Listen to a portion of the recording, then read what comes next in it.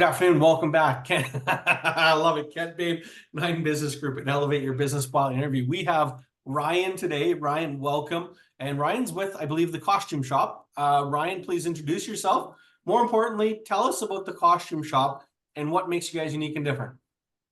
Wow, that's a big one. So, like you said, my name is Ryan, or AKA Ryan, the costume shop guy. You might enjoy some photos that we have in Instagram and TikTok. You can see a lot about us there. The costume shop, what makes us unique? Aside from the fact that we have the widest selection of for sale costumes in Canada, and the widest selection still available for rental on top of our for sale costumes, and then our thousands and thousands of accessories. But really, what makes us different is our staff and our ability to create more and unique looks out of existing looks. So, like, you could take a packaged costume of a ninja and say, I want to be, an 80s ninja or 90s. And what does that really mean to you? Or what sort of twist do you want? You want to make it a rocker ninja so you have the good flowing hair like Patrick Swayze or something. So you just laugh. Just the vision makes you laugh. So that's one of the big things that makes us really different, which is our staff, and the fact that we're a year-round bricks and mortar business that also has our online. So we have three different businesses that are operating under one roof, under one name, under one big team, and that's our bricks and mortar, the costume shop, the rentals at the costume shop, and then our for sale at thecostumeshop.com. Amazing. How long have you been doing it? So I bought the company in 2016. I took over August 1st, 2016. I did that because I was selling costumes. I was a manufacturer's agent. I moved out from Montreal to Canada about 26 years ago. Did that land? I moved from Montreal to Canada 26 years ago.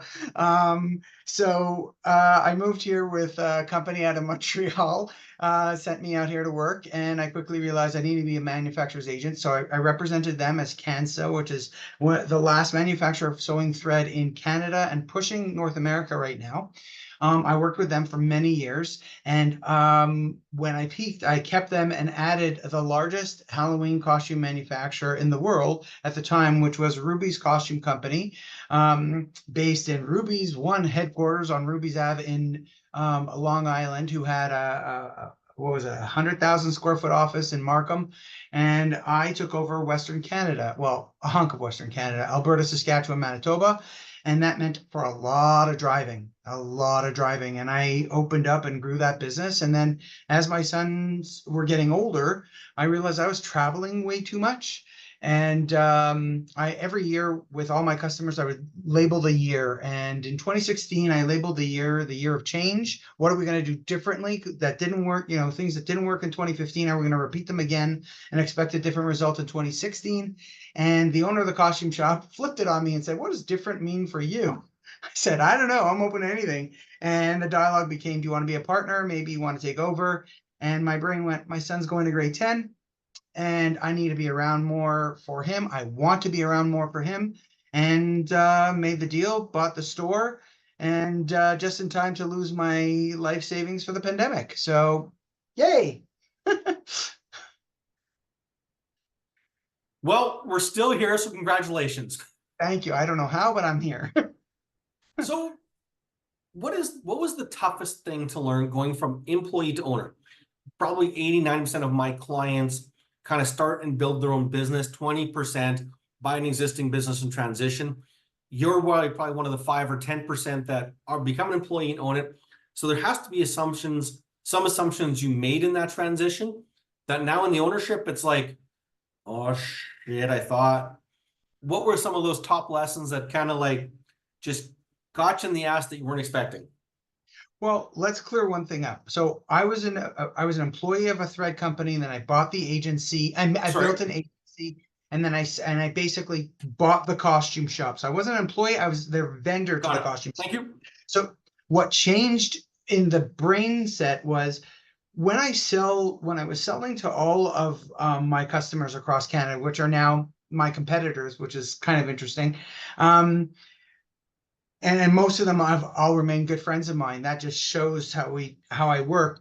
I would approach the customer with not just these are the things I think you need to buy, These are the reasons why I think you should add this to your store, or this sort of tweak. And maybe it doesn't come from me. You should get it from somebody else, but you need this in your business. And I would do that. I had books every year at the beginning of the year I would make for key counts, and the costume shop was one of them.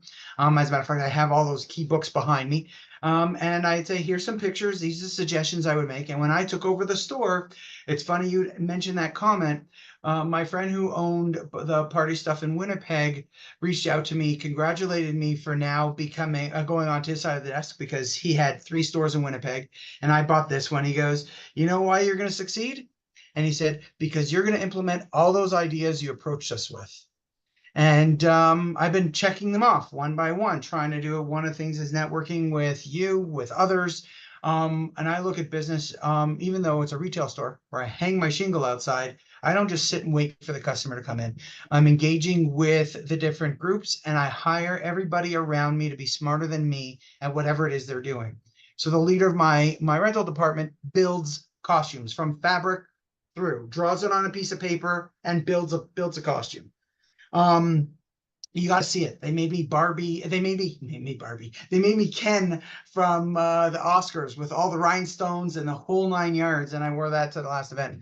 My online people know computers and the online much better than I do, and all my regular staff, we're all irregular, but all of our regular staff, they know much more about different things, from anime to makeup to wigs. They all bring something unique to the offer to the customer. And like I just spoke to a customer when I asked, how's your experience so far? They've been shopping here for the last half hour or so. They said, amazing. I mean, like I'm getting all this information, building my look.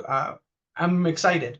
And that's really what we're after. We want people to leave here understanding this is the beginning of fun. I like to say fun starts at the costume shop. It's a great slogan. So in 8 years you've had the shop, what is the biggest business lesson you have learned that you would like to go back and tell Ryan from 8 years ago? Make sure you learn this thing faster or sooner. Well, the sarcastic thing would say is don't buy a business before a pandemic. That's probably the most bing light. And what other advice would I give myself? Probably to find a way to take a beat before reacting. The pandemic, and I had a huge big beef that's going on with the CBSA, Canadian Border Service Agency, which is mind-blowing to go down that rabbit hole. But what's really interesting is that's I'm an emotional guy. I'm excitable. I like to say I like to kind of go with the flow, but realistically is I am excitable, and if I really believe in something, I'm very passionate about it. I need, as a business owner, to be able to not just bite my tongue, take a beat, go for a walk, really sit back. I mean, I've learned a lot. I have coaches. I've got life coach. I'm part of Tech Canada. We're a mentor group. I know what I need to do, and sometimes, going and having a coach and going and having somebody else to talk to and say, hello, Ryan, you know what to do. You need to do it. Stop feeling sorry for yourself. Stop feeling whatever you're feeling and do what you have to do.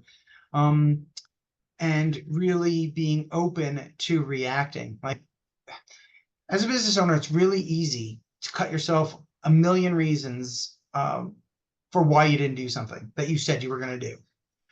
That's going to better the business. You won't, if I told my kid I was going to do something, come hell or high water, I wouldn't go against it. If I told my wife I'm going to do something, come hell or high water, I'm going to do something. If I tell a customer I'm going to do that, for some reason, when I tell myself I'm going to do something, whether it's lose weight or go to the gym or finish whatever it is for the business, I give myself more latitude. And I think finding the coaches and finding the people that hold me more accountable sounds childish, but every business owner I speak to seems to have the same thing. They'll let themselves off the hook much faster when it's related to them personally. I love it. That's a great insight. I think there's a lot in there. The most honest, integral people are some of my clients or business owners. The amount they go to work for others and our willingness, myself included at times, to make promises to myself. Like it's uncanny. Great insight. Thank you. When gonna ask this question. If there was a pirate or a thief in your business, what would they be stealing from you? It's funny you mentioned that. I actually had to re-put up our stanchions are when you walk in the door. I put up what we had put up for the pandemic. We had to put an area up where you have to your hand sanitizer, make sure you had the mask, all that stuff. Remember those terrible days? Like the were apocalypse time. Now we put that we had to put it back up because where our business is situated, people would park at the front door and they would come in, grab a bunch of things, and I'll tell you what they'd grab, and they'd run out and we couldn't get to them fast enough. So we just put these fabric stanchions, and a stanchion is something like you would use as if you go to the airport and they make you go through the maze and they keep open. That's a stanchion, and so we just put one of those up. It's just a little rope. It's amazing how they all and we all follow it like good little sheep at the airport. The customers, it stopped the grab and goes like that. I haven't stopped theft, don't get me wrong, but I did stop the grab and goes, and they were the bigger things. And what would people steal? Literally everything. We had an exclusive with some leather jackets here that were $500 a jacket. Those grew legs quickly. Some different collectibles, some different costumes. I think the saddest thing that we had on a grab and go was a dad who came in. I'm going to make the assumption they were going through a really hard time, their kid's birthday, and they sent us one of my staff to go get stuff from the basement, and they were still upstairs, and they took everything they were looking at and left through the front door. Everything superhero. But that ends with an interesting twist. Just before Christmas, that dad came back in the store with cash and said, I need to give you this. He was pretty embarrassed about what he did. And I guess it stayed in his head because he came back and he gave us 300 bucks cash. He says, I'm hoping it covers that and more. And I'm sorry I did what I did. But your question was, what do they steal? Everything and anything. Under the roof in the store. We do our very best to not let that happen, but That's thank you for sharing that. I mean, we've been doing dozens of these interviews throughout the last couple months, and there aren't a lot of those heartfelt, genuine stories where there's some integrity involved. So thank you for sharing that. That's pretty cool. yeah. You call as in your previous job, you were an account rep, for lack of a better word. You worked with business owners. You went into business in 2016. In those 8 years, 10 years, 20 years, has your definition of success changed? Yeah. As a matter of fact, my wife and I were busy talking about it last night. What does success mean now? I mean, I had the dream of, you know, buying my own house when I was in my apartment when I first got married, right? So we get the house and then the cars and then raising your kids healthy and having a good life, taking your kids on vacation and preparing them for life. And then, selling whatever business I had or the assets and living off of that. To me, that was the success. Um, the pandemic hit. And just prior to the pandemic hit, I lost my kid brother he was 42.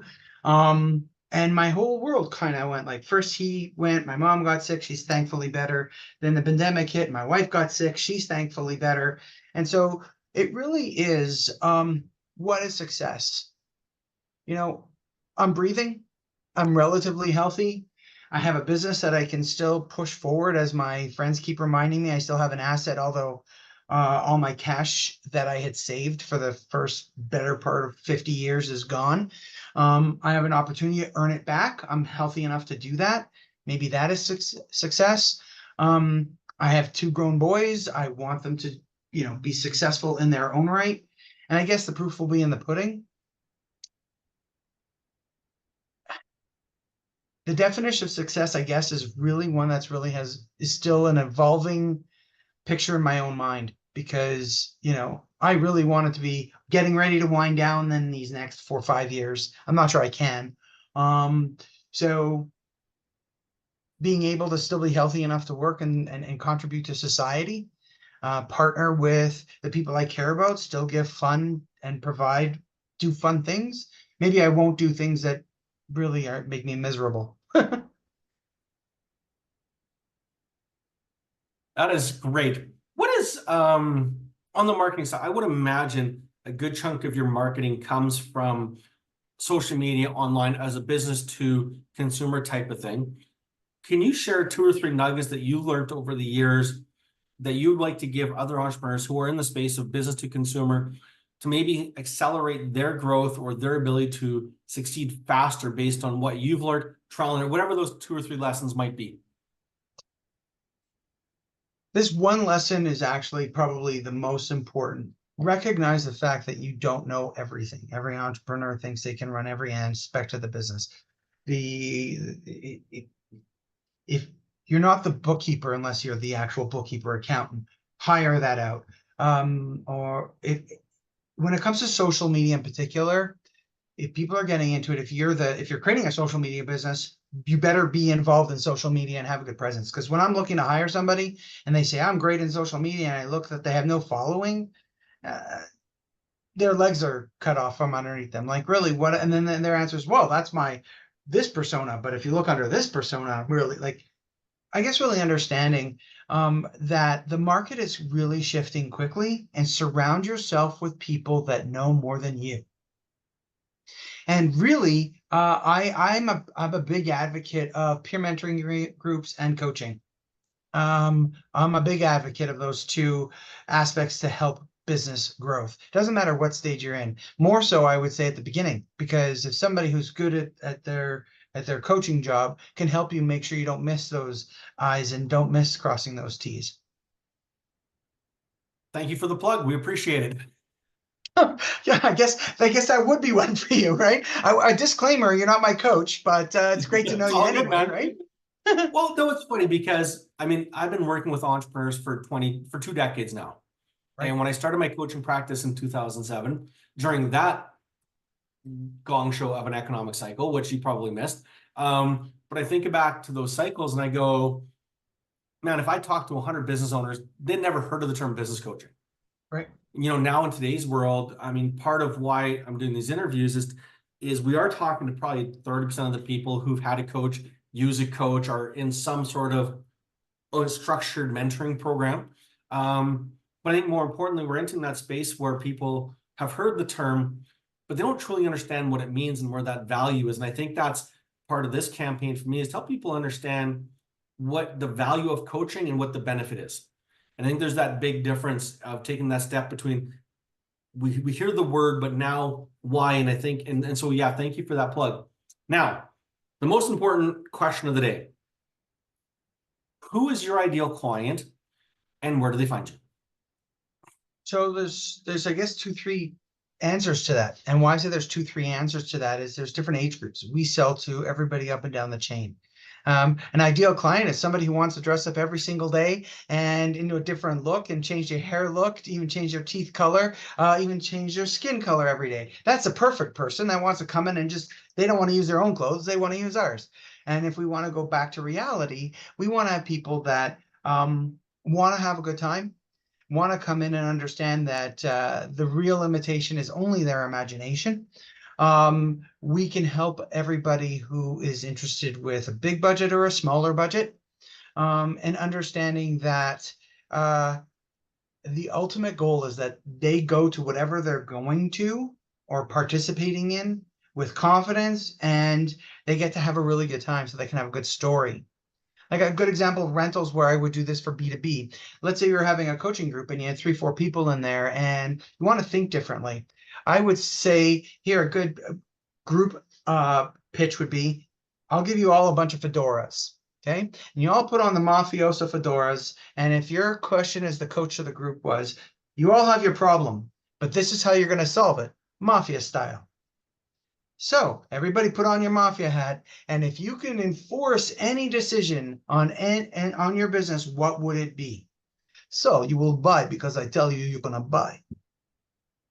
So you can have fun with really anything, understanding that we can play and we sell fun. You can make business fun, so business meetings. You can make charitable events, themed events.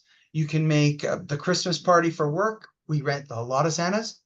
You have kids that are doing a play. You have a church that's going to do a play. We can help you. You want to have camp. You want to have Halloween at the lake. We can help you. We just want to make people understand that there's one very big difference between us and most of the online businesses. And one of the things and why I had to change one key thing in the store that was really a struggle, which is we made everything final sale. And the reason for this is as follows. There are many images that either look exactly the same or so similar, it's hard to tell that it's not the same costume as the one we're selling. And people would buy from us and, oh, wait, I could get it $20 cheaper from Amazon. And it may well be the exact same costume and Amazon has a bit better buying power than I do. Or there's something slightly different, like it's a Superman, but it doesn't have the boot tops. And then they would buy that and then they would come back with ours and return it because ours was $20 more. And then we'd say, this is not our costume because ours came with boot tops, right? And it caused a lot of arguing with customers, which is what we didn't want to do. Ours has a price. I try and be very competitive. And what I hear from most customers is that we are. But it's an interesting world in which we live today. It is indeed. Awesome. And where do they find you? We are a few places. You can find us here at our store, 4307 Blackfoot Trail. You can call us at 403-571-2466. You can email us at wecare@thecostumeshop, SHOPPE.com, or you can visit us on the web at thecostumeshop.com. And that's 2 P's in an E. Awesome. Thanks, Ryan. Love the passion. Keep up the great work and keep having fun. I appreciate it. And if you want to laugh, feel free to laugh at me. I'll tell you one last story at Expo. You asked about social media. You want to follow us on TikTok and Instagram. And for the very first time, I was working at Expo just last week here in Calgary. And 2 kids came up to my staff and said, is that the guy from TikTok? And my staff said, yes. They said, can we get his autograph? Do you think he'd give us an autograph?